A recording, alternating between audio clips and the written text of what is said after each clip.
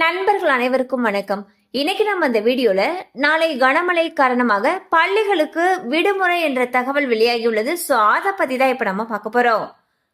தென்மேற்கு வங்கக்கடல் பகுதிகளில் நிலவும் வளிமண்டல மேலடுக்கு சுழற்சி மற்றும் தென்மேற்கு பருவமழையின் தீவிரம் காரணமாக தமிழகத்தின் பெரும்பாலான பகுதிகளில் பரவலாக மழை பெய்து வருகிறது.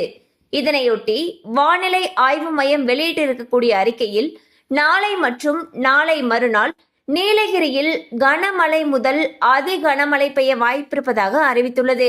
இதனால் முன்னெச்சரிக்கை நடவடிக்கை காரணமாக நீலகிரி மாவட்டத்தில் பள்ளிகளுக்கு மட்டும் விடுமுறை அறிவித்து அந்த மாவட்ட நிர்வாகம் உத்தரவிட்டுள்ளது. மேலும் சுற்றுலா தலங்களும் மூடப்படுவதாக அறிவிக்கப்பட்டுள்ளது. ஸோ பாத்தீங்கன்னா கனமழையின் காரணமாக ஏற்கனவே நீலகிரி மற்றும் கோயம்புத்தூர் மாவட்டத்துக்கு ரெட் அலர்ட் எச்சரிக்கை விடுத்திருந்தாங்க. இந்நிலையில் தற்பொழுது நீலகிரி மாவட்டத்தில் இருக்கக்கூடிய பள்ளிகளுக்கு மட்டும் நாளை, அதாவது ஆகஸ்ட் 5ஆம் தேதி அன்று விடுமுறை அறிவிச்சிருக்காங்க.